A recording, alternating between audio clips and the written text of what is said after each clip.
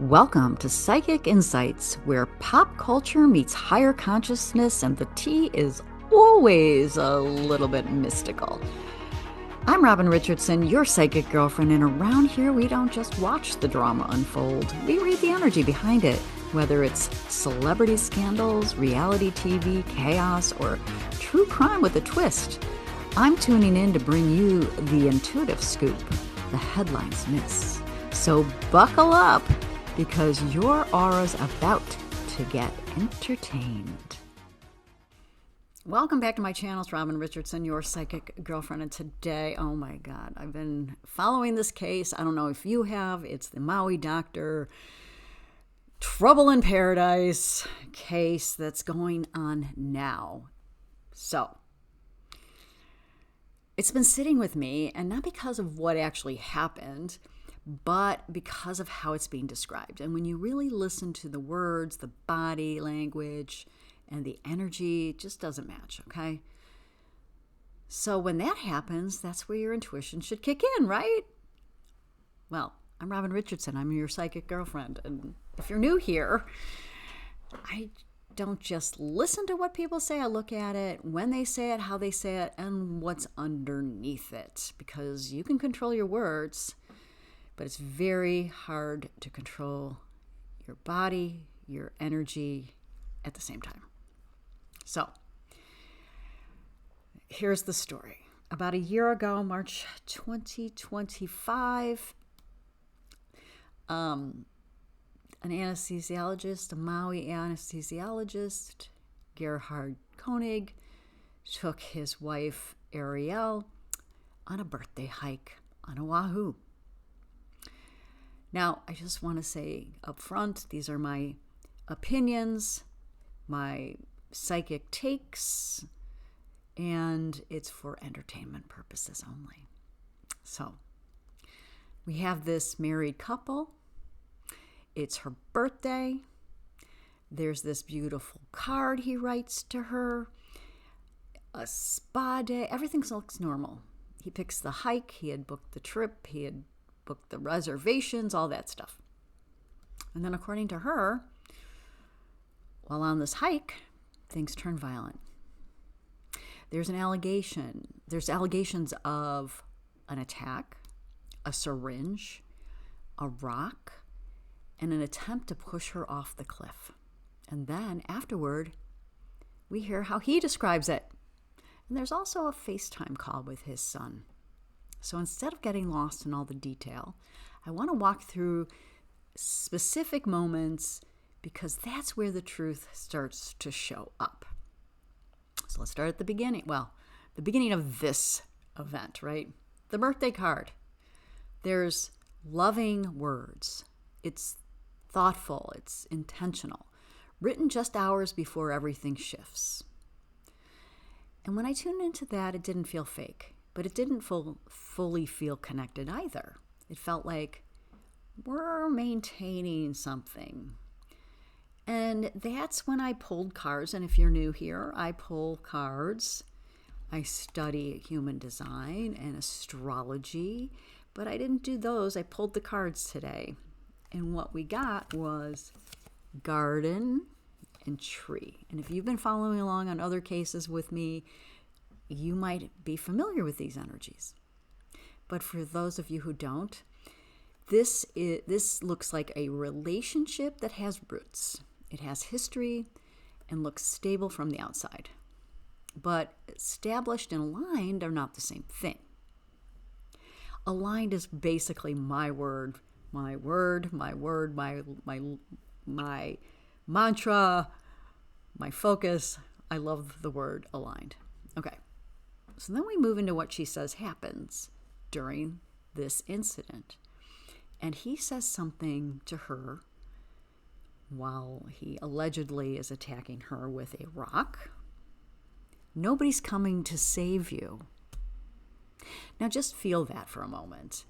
It's not reactive language. That's not accidental language. That's psychological isolation.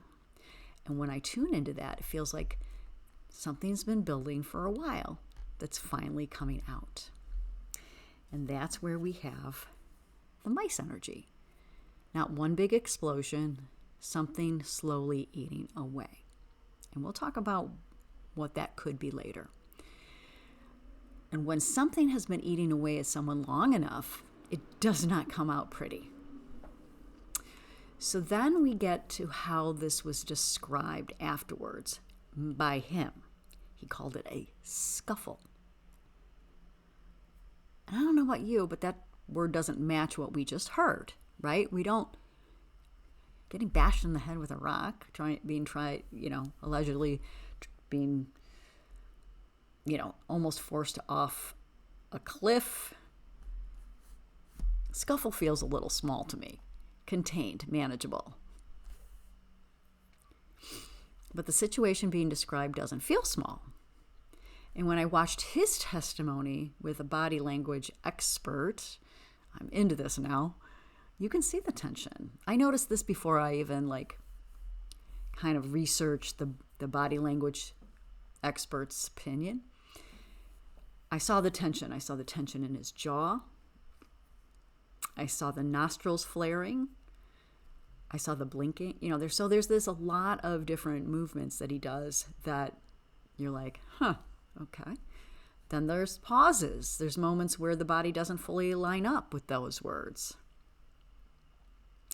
For example, when he was talking about getting hit by her, because his defense, he's saying that, it was self-defense. He has this very loose, movement. If I'm describing I'm getting hit by a rock, it would be like, there would be this tension in my hands, right? So, this is some of the things that your body does to try to keep up with the story, right? So you've got this loose action, you've got this, facial expressions, this not, all that. And choosing a word like scuffle, well, that is path energy. There's a decision. We're choosing how this is going to be seen. Language isn't neutral. It's strategic. All right. And now there's another word being used in this case. And that's the word affair. And when you hear that word, you immediately think betrayal, secrecy, something physical. But from what's been talked about publicly, the texts themselves in the testimony, it doesn't actually show up anything explicitly physical or salacious. So now we have to ask the same question. Does the word match the evidence? Because affair creates a very specific emotional reaction, much like scuffle does.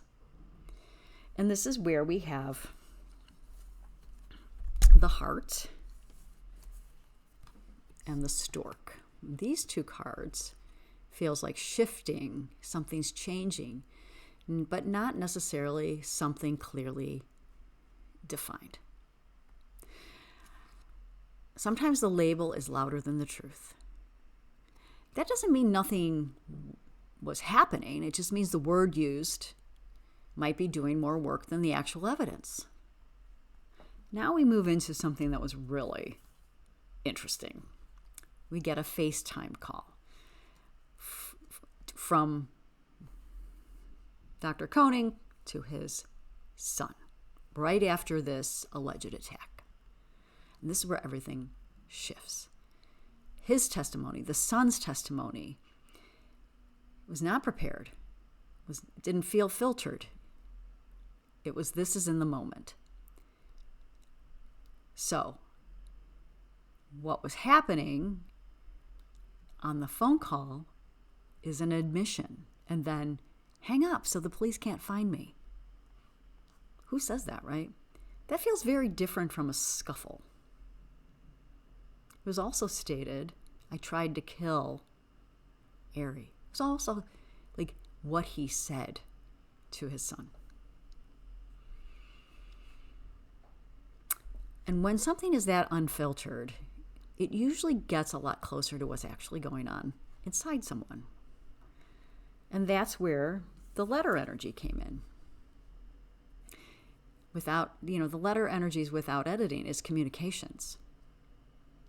So when I pulled cards on this, it didn't feel like one moment. It felt like a progression. It was a relationship with history that looked stable, but something had already ended. There was a shift in trying to happen here. There was a decision point, stress building underneath, and communication that wasn't actually resolving anything. And this is the part that really clicked for me, because everything lines up. We have these words. We have loving, isolating, minimizing, and unfiltered. We have body language that's controlled, tension, mismatch. We have energy, stable on the surface, pressure, and then a rupture. And then we have the cards, established, ending, shift, stress, and communication. And they're all telling the same story, just in different languages. I think what's really uncomfortable about this case is how easy it would be to just listen to the words and move on. But your body doesn't do that. Your intuition doesn't do that. And when something doesn't match, you feel it. And when the words, the body, and the energy are slightly off from each other, that's not something to explain away. That's something to pay attention to. So if you're someone that notices this, you're not overthinking. You're just aware. And if you like this kind of content, like and follow and subscribe. And be sure to leave a comment, because I read them. And be kind, because we're all doing our best, right? And I appreciate you taking the time to support my work and listen to this episode. And let me know what you think. And I'll see you in the next one.